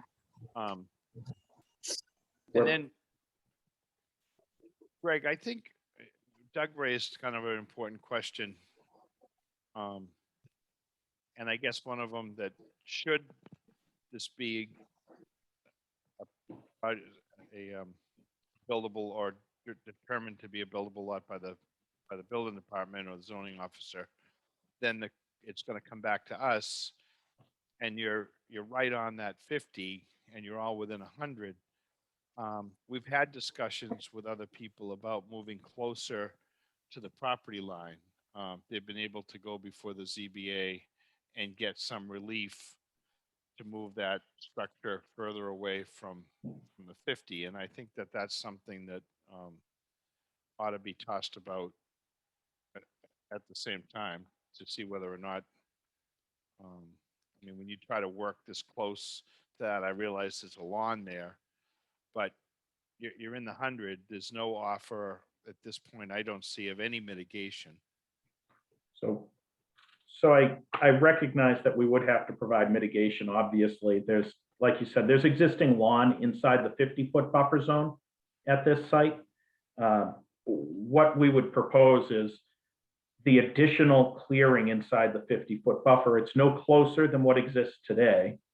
And we'd be looking to clear approximately 380 square feet. We would offset that at a 1.5 to 1 ratio by removing existing lawn from the 50-foot buffer and planting it approximately 570 square feet. So we do recognize that mitigation would be needed, and that is my rough proposal that's outlined on the plan. I will certainly bring up the potential of moving the building closer to the front yard setback in my meeting with the building inspector tomorrow. My quick opinion on that is that would require a variance from the Zoning Board of Appeals. I don't know if it's one that they would entertain, but I can certainly ask the question of the building inspector. Okay. Well, I know that there was one that was granted on Hatherley Road, and I think there was one that we just worked on that was on Collier. So I can think of a couple that were done to accommodate some of that. And I apologize. I did see there was a draft mitigation. Buffer mitigation. I just didn't have it up. Okay. So with a peer review in the horizon, how much time do we need? I would suggest that we continue this out a month in hopes that we could get a peer reviewer on board within, say, a week's time, and hopefully have a review back for that next meeting. So we're into October. And 4. Either 4 or the 18th. Jen or Amy, any thoughts on?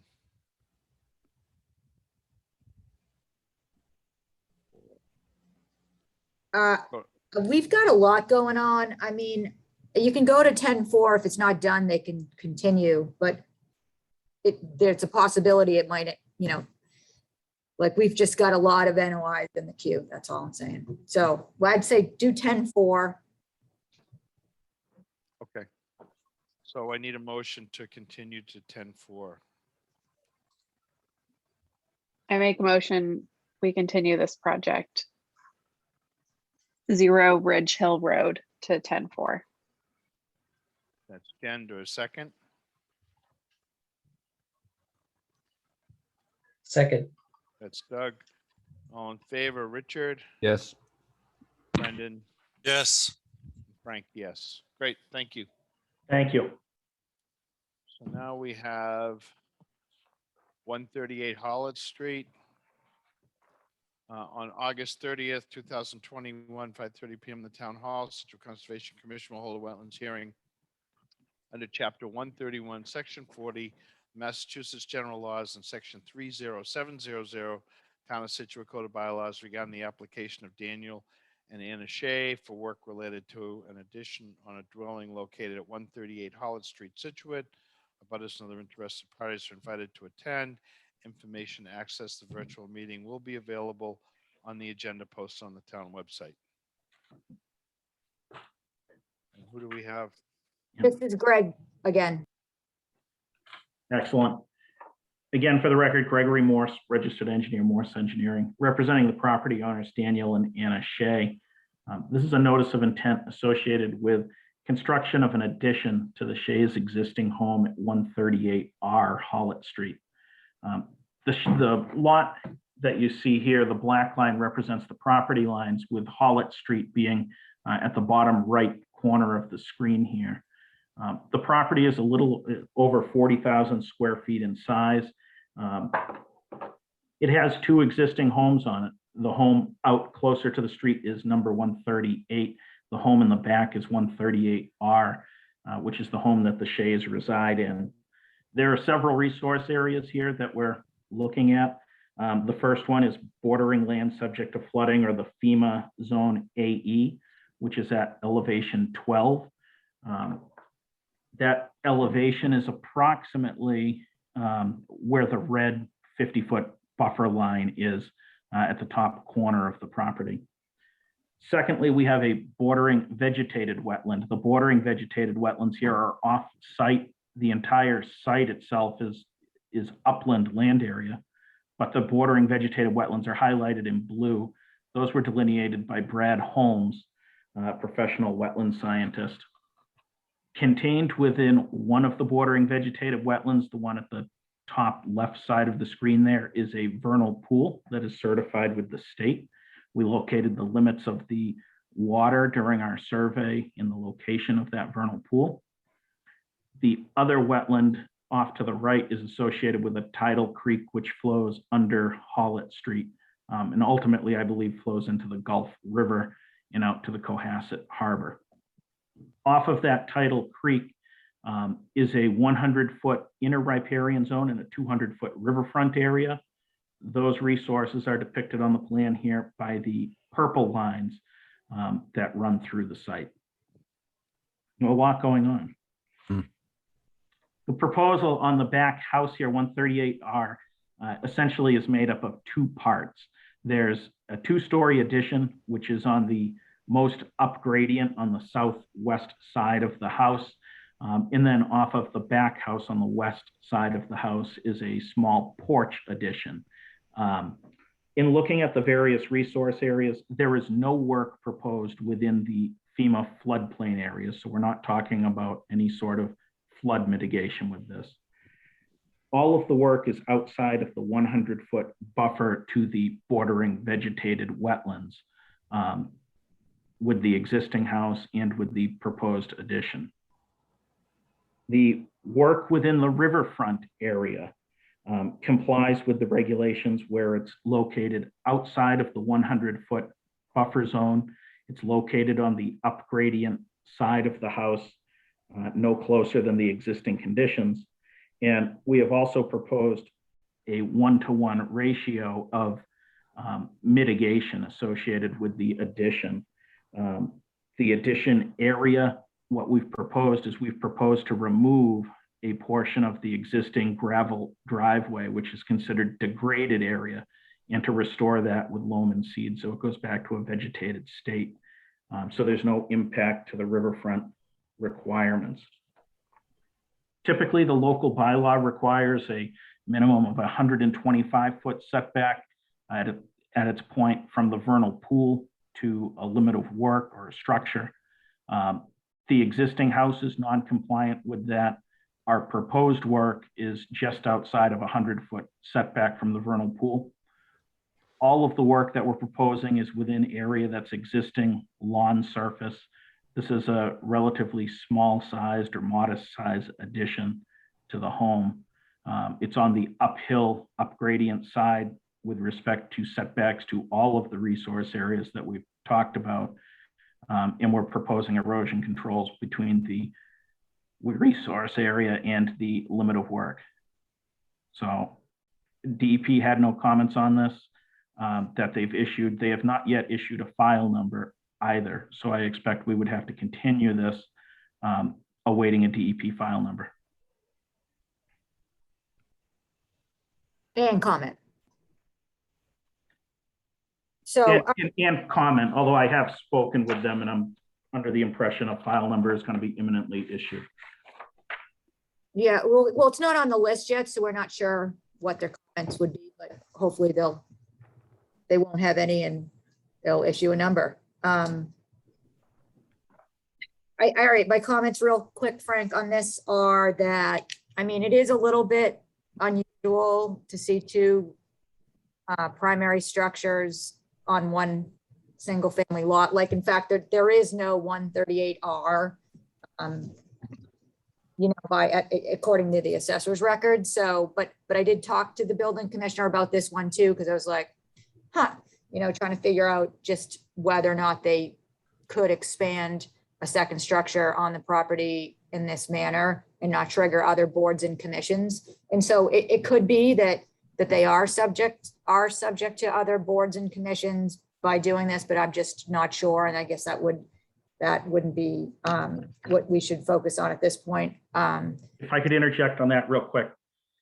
Both of these properties or these structures predate zoning in the town of Scituate. This is what's classified as a pre-existing non-conforming lot. This property, because of that status, had to go in front of the Zoning Board of Appeals to get permission for the addition. And it was granted unanimous approval by the Zoning Board of Appeals to allow the addition. Perfect. That's good. And so, and it doesn't need, like, it doesn't trigger accessory dwelling permission by planning board. I mean, those No. were that I was wondering. But our permits are written in a manner that, you know, just because you have this permit doesn't mean you don't need permits other places too. So, I mean, it would be subject to, I mean, are you upgrading Title V here with this addition? Title V was upgraded on this property a few years ago when it was all taken into consideration at that point in time. Oh, okay, great. So, okay, great. So that's two things. One is the DEP number. That was that comment.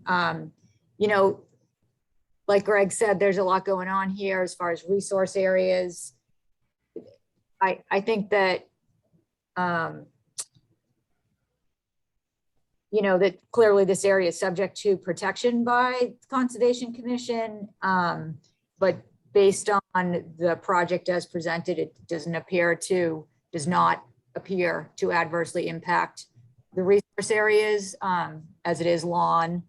As far as the mitigation goes, I mean, 1-to-1, I mean, maybe they could offer up something more, you know, a little more than that potentially, although maybe specifically not required. I'm not sure, but as Greg says, pre-existing, non-conforming.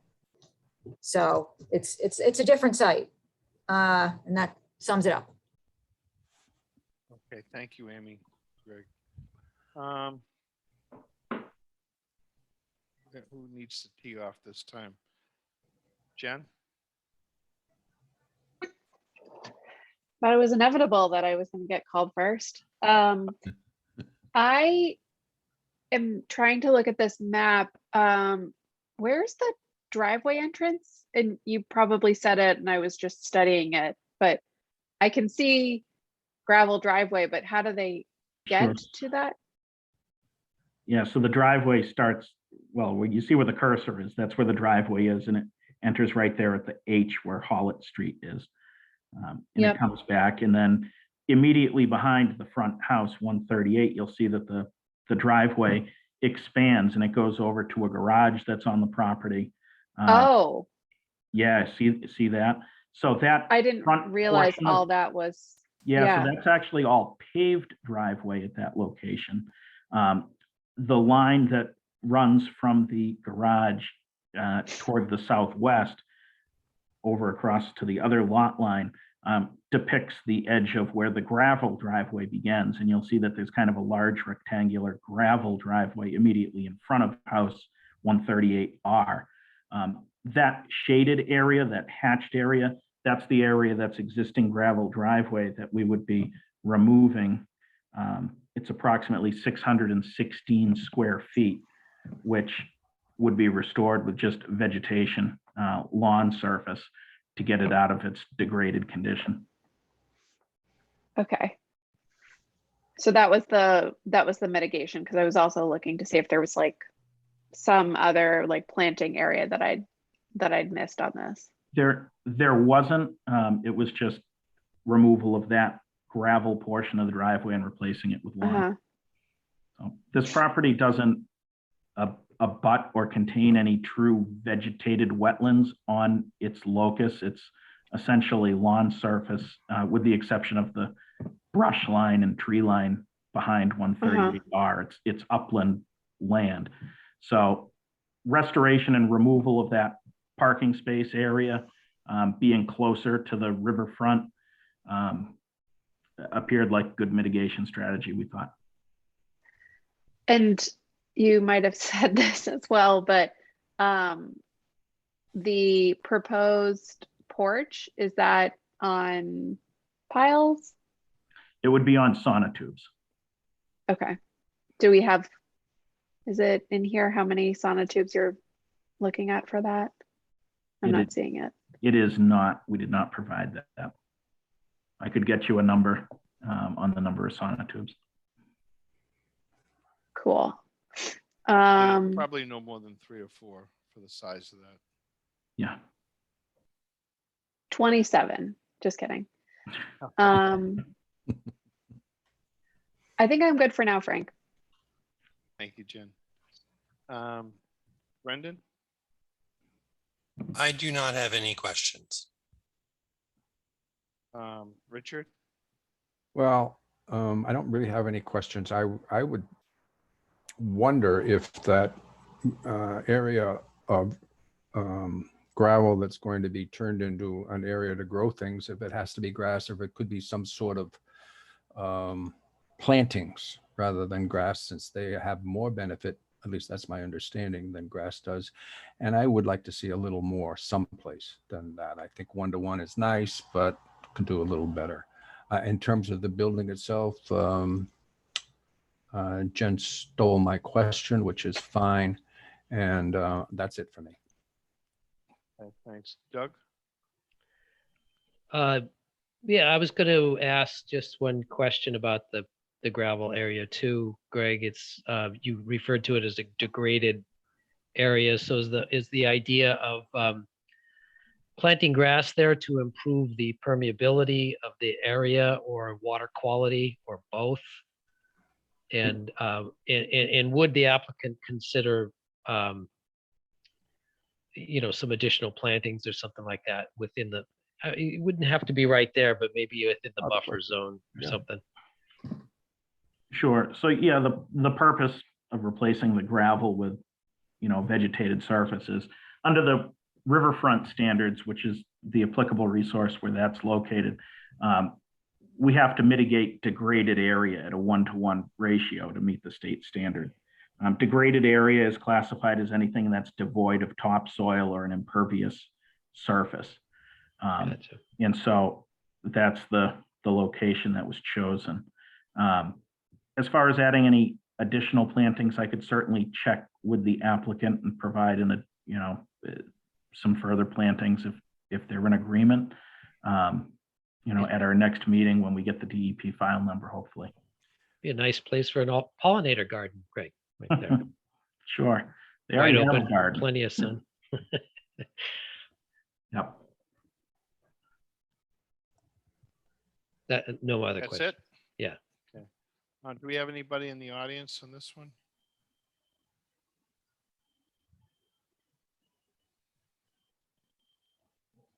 Seeing none. I have can I stick in an additional question? Frank? Yes, please.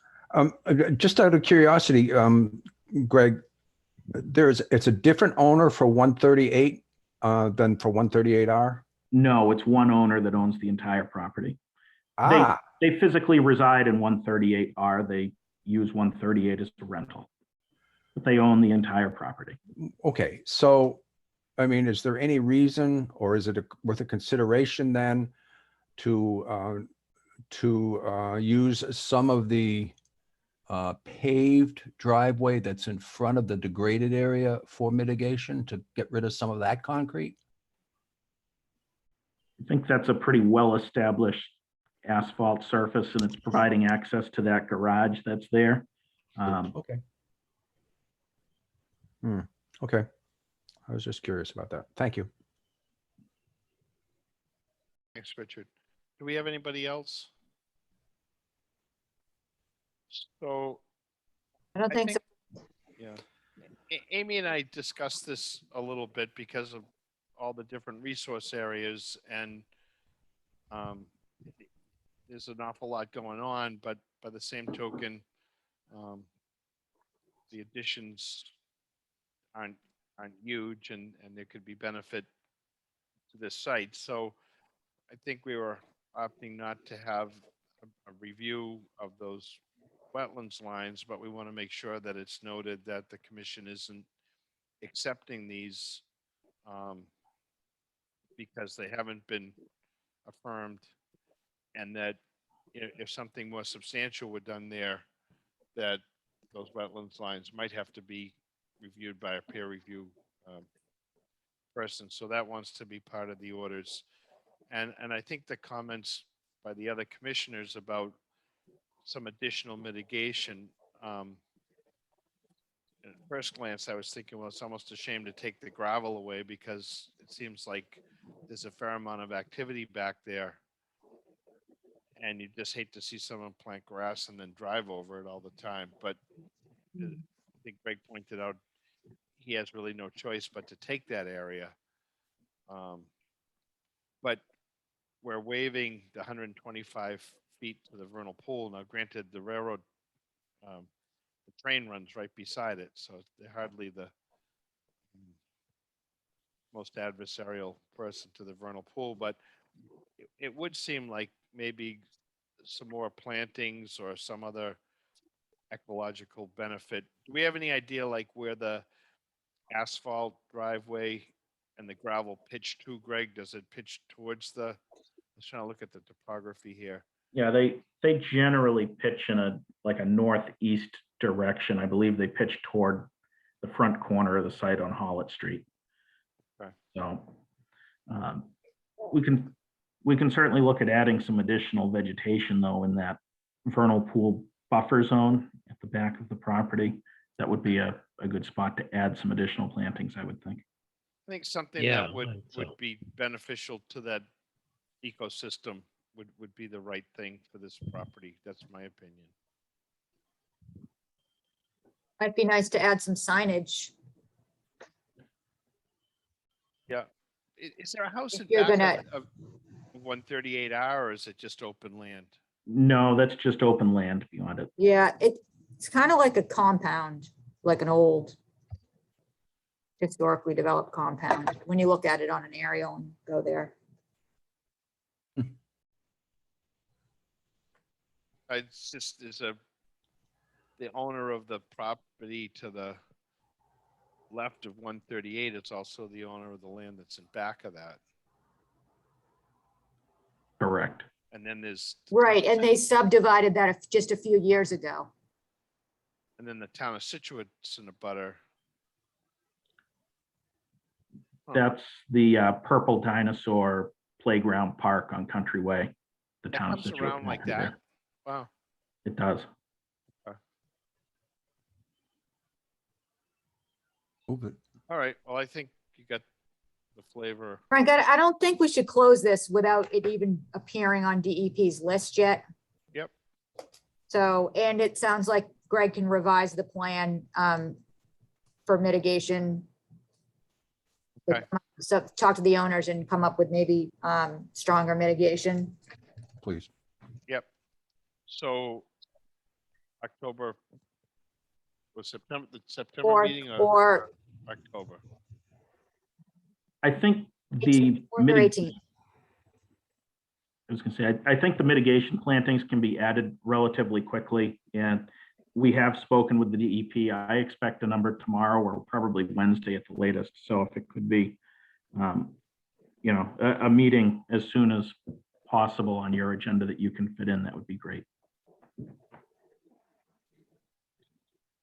So is this one already slated for September or not? No. If there's going to be more discussion on it, it should go to October because September is bad. Oh, all we're really waiting for is a DEP number and if you can get the planting stuff out ahead of time. Okay, so make a motion. It's up to Make a what you motion to guys- continue to 9/20, hopefully. That will be quick. That's Richard. Do we have a second? I'll second that. It was Doug. All in favor, Jen, Yes. Brendan, Yes. Frank, yes. Great. Thank you, Greg. Thank you. Have a good night. You too. Thanks, Greg. Okay. 9/20, we better be prepared for a dinner and a movie. Something else will get continued. Well, you know what? Honestly, what's going to end up happening is that we're going to have to just bump some of the new ones because we can't have a meeting that's got 12 items on it. You know what I mean? Like it just can't happen because you guys are going to you won't be able to get Well, through. let's see who asked to be continued too. What's that? See who else has to be continued. Yeah, I know. And that's what happens is, you know, so on this meeting, if everything met tonight, it's 7:30 now. I mean, we would definitely be 2 hours more into it. So I guess that's one thing is we don't know. So if we can come up with that policy on continuances, it might help the cause on agendas being insane. Okay.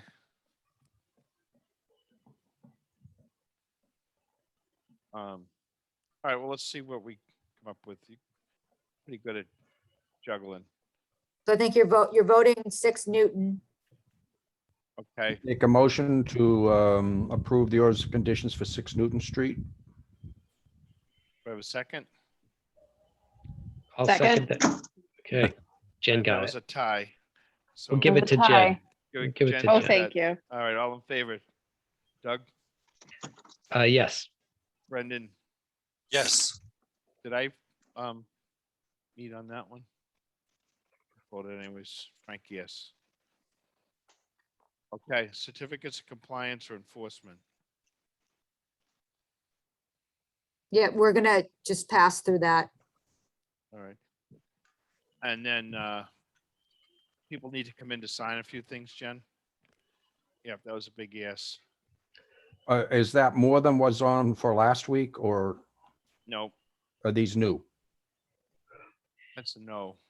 They're not new, so maybe. Yeah, we've got stuff that's is in queue that is new stuff to sign, Rich. So you still want me to come over? That's what I'm asking. Yeah. Okay, Yeah. thank you. We're still looking for signatures. Yes. If you can't make it all the way, maybe somebody could meet you like at Kennedy's or something like that. Yeah, I can come down with papers, Rich, just. No. let me know. If it's a chance for me to ride my bike over, it's good for me. I won't do it Thursday, but other than that, I'll Wow. get there. Jeez. Yeah, well, if I was riding my bike, I'd have you meet me at Little's. Wait a minute, Frank, I gotta be honest. This is a moped. It's not pedaling. Oh, all right. Okay. All right. That's better. I'm gonna need a picture of that. Thank you. There are plenty of pictures in town, Jen. All right. Anybody else? So I got to send you a picture of Mr. Matthews and the Eagle Scout finishing up the little boardwalk between Bates Lane and Higgins Mac. It took a little while to get that one, but it's pretty much done.